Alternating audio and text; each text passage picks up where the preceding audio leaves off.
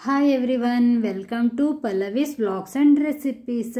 ಮಾವಿನಕಾಯಿ ಸೀಸನ್ ಆಗಿರೋದ್ರಿಂದ ಎಷ್ಟು ಮಾವಿನಕಾಯಿ ರೆಸಿಪೀಸ್ ಗೊತ್ತಿರುತ್ತೋ ಅಷ್ಟನ್ನು ನಾವು ಈ ಸೀಸನಲ್ಲಿನೇ ಮಾಡಿಕೊಂಡು ಎಂಜಾಯ್ ಮಾಡಿಬಿಡಿ. ಯಾವಾಗ ಬೇಕೋ ಆವಾಗೆ ನಮಗೆ ಮಾವಿನಕಾಯಿ ಸಿಗೋದಿಲ್ಲ. ಹಾಗಾಗಿ ನಾನು ನಿಮಗೆ ಒಂದು ಮಾವಿನಕಾಯಿಂದ ಒಂದು ಒಳ್ಳೆ ರೆಸಿಪಿ, ಮಾವಿನಕಾಯಿ ಗೊಜ್ಜನ್ನು ಯಾವ ರೀತಿ ಮಾಡೋದು ಅಂತ ತೋರಿಸ್ತಾ ಇದ್ದೀನಿ. ತುಂಬಾ ಸೂಪರ್ ಆಗಿರೋಂಥ ರೆಸಿಪಿ ಇದು. ಇದನ್ನು ಮಾಡೋಕ್ಕೆ ಫಸ್ಟ್ ನಾನಿಲ್ಲಿ ಮಾವಿನಕಾಯಿ ತೊಗೊಂಡಿದ್ದೀನಿ, ಬೆಲ್ಲ ಮತ್ತು ಒಂದು ಚಿಕ್ಕ ಈರುಳ್ಳಿ, 1 ಟೇಬಲ್ ಸ್ಪೂನ್ ಅಷ್ಟು ಎಣ್ಣೆ, ಹುಚ್ಚೆಳ್ಳು ಪುಡಿ ಅಥವಾ ಗುರಾಳ್ ಪುಡಿ, ಸಾಸಿವೆ, ಜೀರಿಗೆ ಮತ್ತು ಕರಿಬೇವು, 1 ಟೇಬಲ್ ಸ್ಪೂನ್ ಅಷ್ಟು ಅಚ್ಕಾರದ ಪುಡಿ, 1/4 ಚಮಚ ಅರಿಶಿನ, ರುಚಿಗೆ ತಕ್ಕಷ್ಟು ಉಪ್ಪು. ಫಸ್ಟ್ ಇಲ್ಲಿ ಒಂದು ಕುಕ್ಕರ್ಗೆ ನಾನು ಕಟ್ ಮಾಡಿ ಇಟ್ಕೊಂಡಿರೋ ಅಂಥ ಮಾವಿನಕಾಯಿನ ಹಾಕಿಬಿಟ್ಟು 1 ಗ್ಲಾಸ್ ಅಷ್ಟು ನೀರು ಹಾಕ್ಕೊಂಡು 1 ವಿಸಿಲ್ ನಾನಿಲ್ಲಿ ಕೂಗಿಸ್ಕೊಳ್ತಾ ಇದ್ದೀನಿ. ಅಂದರೆ ಮಾವಿನಕಾಯಿ ಮೆತ್ತಗಾಗಲಿ ಅಂತ ಹೇಳಿ.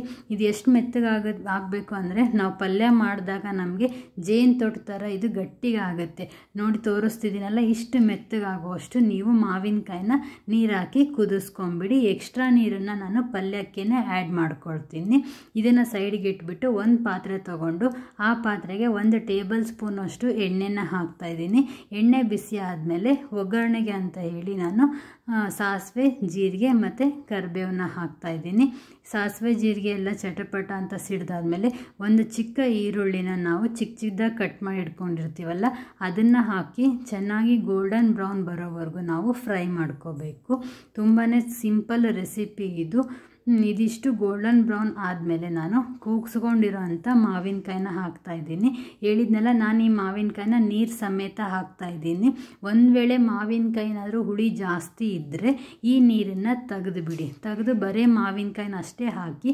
ಅಂದರೆ ಅದು ವಿಸಿಲ್ ಕುದ್ದಾಗ ಏನಾಗಿರುತ್ತೆ, ಆ ಹುಳಿ ಅಂಶ ಎಲ್ಲ ನೀರಲ್ಲಿರುತ್ತೆ. ಹಾಗಾಗಿ ನೀರನ್ನ ತೆಗೆದುಬಿಟ್ಟು ನೀವು ಸ್ವಲ್ಪ ತಣ್ಣೀರನ್ನು ಈ ಟೈಮಲ್ಲಿ ಬೇಕಿದ್ರೆ ಆ್ಯಡ್ ಮಾಡ್ಕೊಳ್ಳಿ. ಇದು ಅಷ್ಟಾಗೇನು ಹುಳಿ ಇರಲಿಲ್ಲ, ಹಾಗಾಗಿ ಅದೇ ನೀರನ್ನೇ ನಾನು ಹಾಕ್ಕೊಂಡು ಪಲ್ಯ ಮಾಡ್ತಾಯಿದ್ದೀನಿ. ಆಮೇಲೆ ಇವಾಗ ನಾನು ಇದಕ್ಕೆ 1 ಟೇಬಲ್ ಸ್ಪೂನ್ ಅಷ್ಟು ಅಚ್ಕಾರದ ಪುಡಿ, 1/2 ಟೇಬಲ್ ಸ್ಪೂನ್ ಅಷ್ಟು ಅರಿಶಿನ ಪುಡಿ ಮತ್ತು ರುಚಿಗೆ ತಕ್ಕಷ್ಟು ಉಪ್ಪು ಮತ್ತು ಬೆಲ್ಲನ ಹಾಕ್ತಾಯಿದ್ದೀನಿ. ಉಪ್ಪು, ಖಾರ ಮತ್ತು ಬೆಲ್ಲ ನೀವು ನಾರ್ಮಲಾಗಿ ಎಲ್ಲ ಪಲ್ಯಕ್ಕೂ ಹಾಕೋದ್ಕಿಂತ ಇದಕ್ಕೆ ನಾವು ಸ್ವಲ್ಪ ಜಾಸ್ತಿ ಹಾಕಬೇಕು. ಯಾಕಂದರೆ ಹುಳಿ ಇರುತ್ತೆ ಮಾವಿನಕಾಯಿ. ಹಾಗಾಗಿ ಎಲ್ಲದನ್ನು ಮೂರನ್ನು ಕೂಡ ಉಪ್ಪು, ಖಾರ, ಬೆಲ್ಲ ಮೂರನ್ನು ಸ್ವಲ್ಪ ಸ್ವಲ್ಪ ಇದನ್ನು ಹೆಚ್ಚಿಗೆ ಹಾಕಿ ಚೆನ್ನಾಗಿ ಕುದಿಸ್ಕೊಳ್ಳಿ. ಬೆಲ್ಲನ ಜಾಸ್ತಿ ಹಾಕಿರೋದ್ರಿಂದ ಏನಾಗುತ್ತೆ, ಬೆಲ್ಲ ಕುದ್ದು ಒಂಥರ ಪಾನಕ ಥರ ಆಗಿ ನಮಗೆ ಈ ಪಲ್ಯ ಏನಾಗುತ್ತೆ, ಜೇನು ತೊಟ್ಟೆಲ್ಲ ಬರುತ್ತಲ್ಲ ಗಟ್ಟಿಗೆ, ಆ ಥರ ಆಗುತ್ತೆ ಇದು. ಆ ಥರ ಆದಾಗ ನಮಗೆ ಪಲ್ಯ ರೆಡಿ ಆಗಿದೆ ಅಂತ ನೋಡಿ. ಇವಾಗ ನೋಡ್ತಿದ್ದೀರಾ, ಇದ್ರ ಕನ್ಸಿಸ್ಟೆನ್ಸಿ ಚೇಂಜ್ ಆಗ್ತಾಯಿದೆ. ಇವಾಗ ಪಲ್ಯ ರೆಡಿ ಆಗಿದೆ ಅಂತ.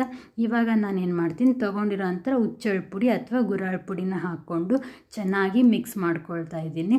ಇದು ಅನ್ನದ ಜೊತೆ, ಬಿಸಿ ಅನ್ನದ ಜೊತೆ ತುಪ್ಪ ಹಾಕ್ಕೊಂಡು ತಿಂದರೆ ಒಳ್ಳೆ ಕಾಂಬಿನೇಷನ್ ಅಂತಲೇ ಹೇಳ್ಬೋದು. ಸೂಪರ್ ಆಗಿರೋಂಥ ಮಾವಿನಕಾಯಿ ಗೊಜ್ಜು ರೆಡಿಯಾಗಿದೆ. ನಿಮ್ಮ ಮನೆಯಲ್ಲೂ ಕೂಡ ಟ್ರೈ ಮಾಡಿಬಿಟ್ಟು ಟೇಸ್ಟ್ ಯಾವ ಥರ ಇತ್ತು ಅಂತ ಕಮೆಂಟ್ ಬಾಕ್ಸಲ್ಲಿ ಕಮೆಂಟ್ ಮಾಡಿ. ಇನ್ನೂ ನನ್ನ ಚಾನಲ್ನ ಸಬ್ಸ್ಕ್ರೈಬ್ ಆಗಿಲ್ಲ ಅಂದರೆ ಸಬ್ಸ್ಕ್ರೈಬ್ ಮಾಡಿ, ಲೈಕ್ ಮಾಡಿ, ಶೇರ್ ಮಾಡಿ, ನನ್ನ ಚಾನಲ್ನ ಸಪೋರ್ಟ್ ಮಾಡಿ. ಮತ್ತು ಈ ರೆಸಿಪಿನ ಮಾವಿನಕಾಯಿ ಸೀಸನ್ ಹೋಗೋದ್ರೊಳಗಡೆ ನಿಮ್ಮ ಮನೇಲಿ ಟ್ರೈ ಮಾಡಿ ಟೇಸ್ಟ್ ಯಾವ ಥರ ಇತ್ತು ಅಂತ ಮಿಸ್ ಮಾಡದೆ ಕಮೆಂಟ್ ಬಾಕ್ಸಲ್ಲಿ ಕಮೆಂಟ್ ಮಾಡಿ. Thanks for watching.